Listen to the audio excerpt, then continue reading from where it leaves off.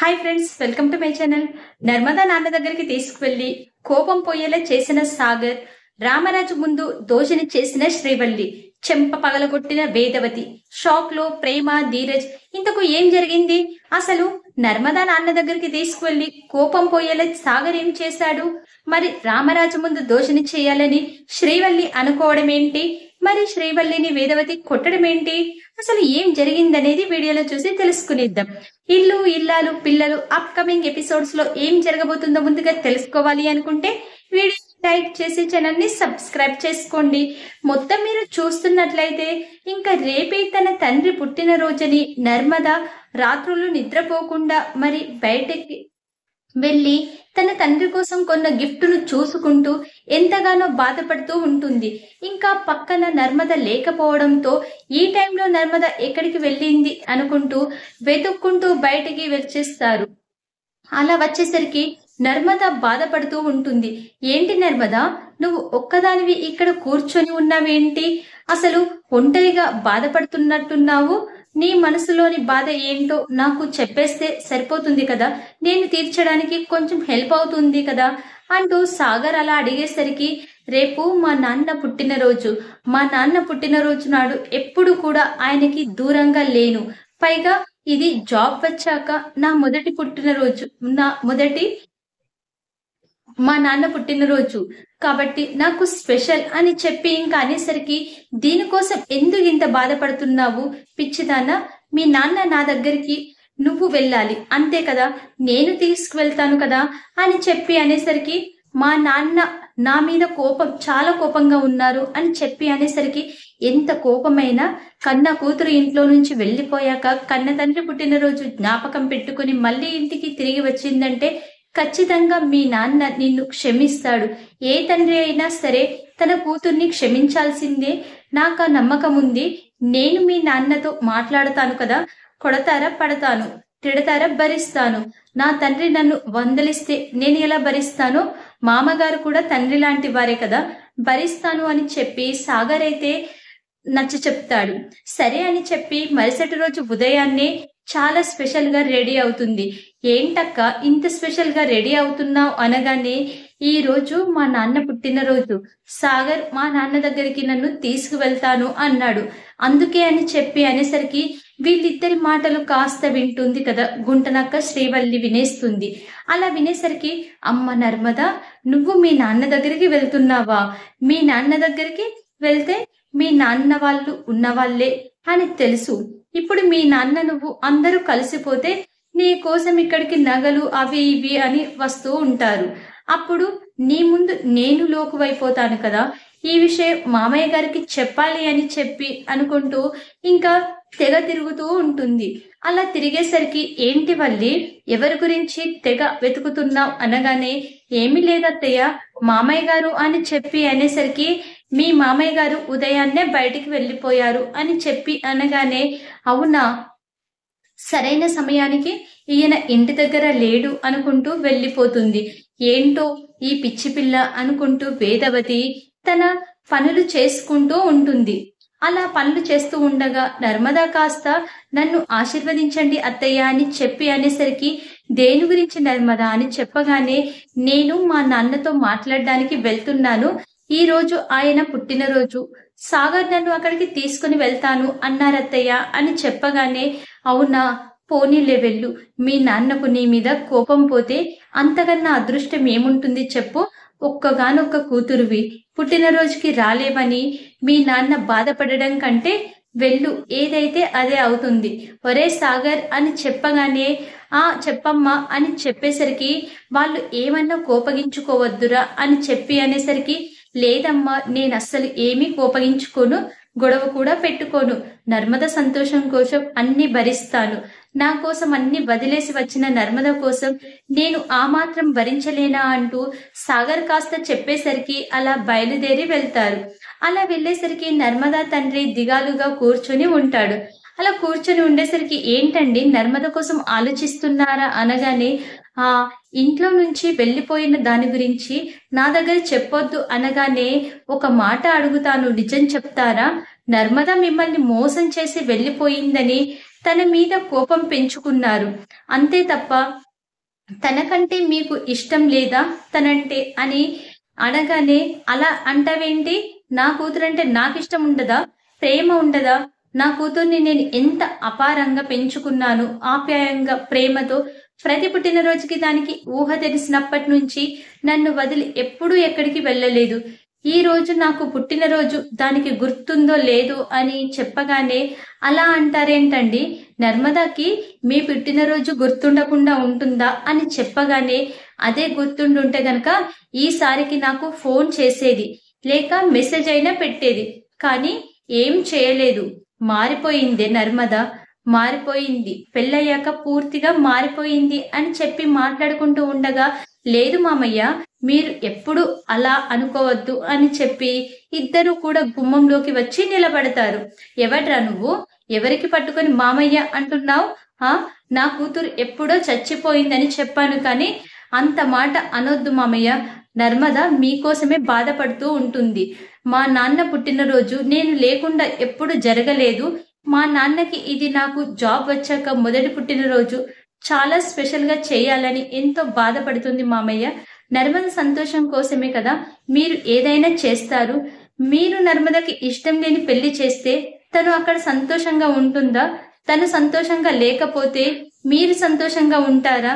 ఒక్కగానొక్క కూతురు, సంతోషం కోసమే కదా అంకుల్ అని చెప్పేసరికి, ఏదైనా చేయాలని ఉంది అనుకున్నాను, కానీ ఇప్పటి వరకు అన్ని తనకు నచ్చినట్లే చేసి, పెళ్లి విషయంలో మాత్రం ఎందుకు మామయ్య మీకు నచ్చినట్టు చేసి తనను బాధ పెట్టాలనుకుంటారు?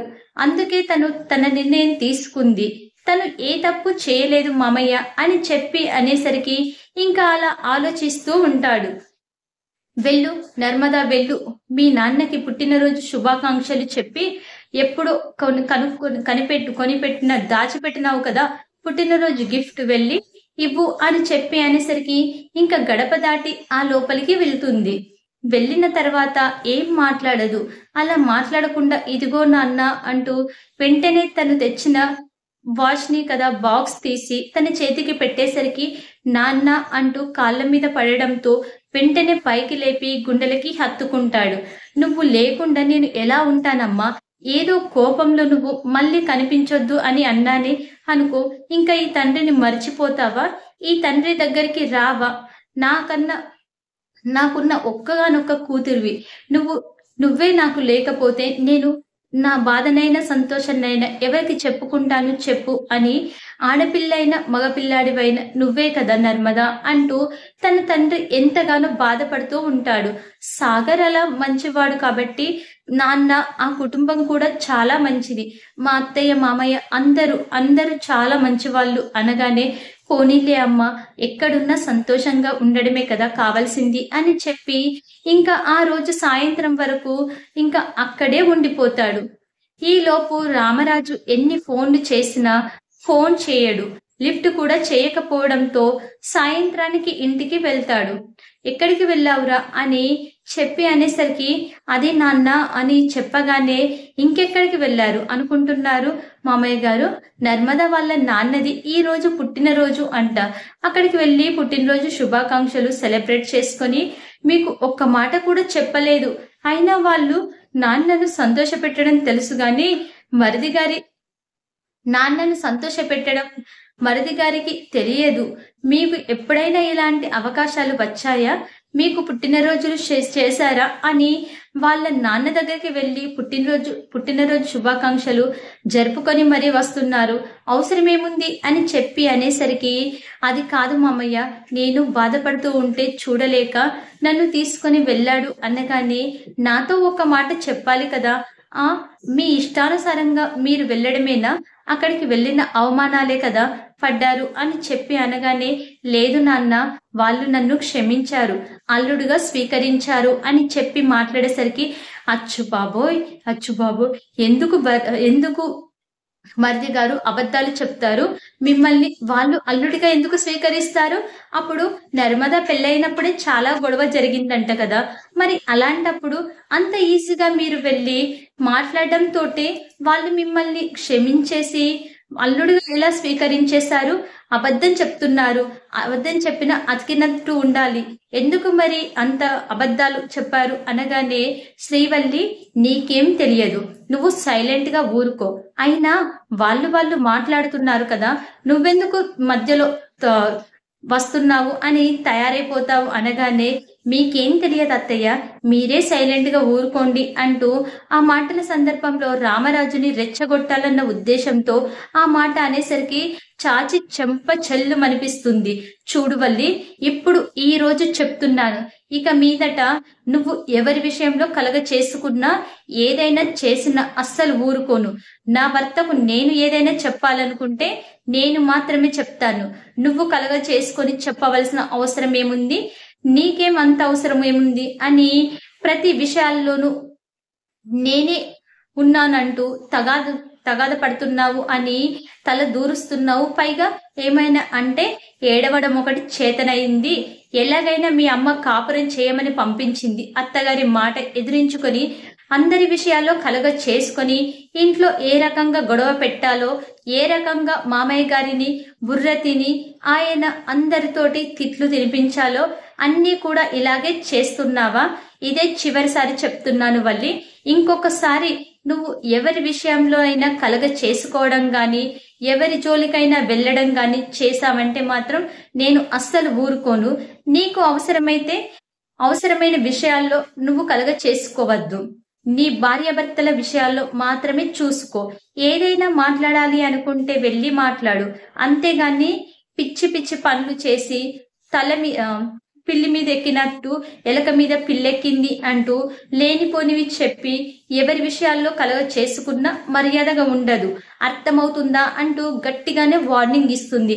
ఏంటి ఇప్పుడు ఆయన ఏమనలేదా మిమ్మల్ని అనగానే, ఏమనలేదు నాన్న, అంత బాగానే ఉంది, అంత బాగానే మాట్లాడుకున్నారు, నీ దగ్గరికి వస్తానన్నారు, నీతో కూడా మాట్లాడతానన్నారు అని చెప్పి అనేసరికి, పోనీలే మంచిదయ్యింది, ఆ అమ్మాయిని పుట్టింటి నుంచి దూరం చేశామన్న టెన్షన్ ఉండేది.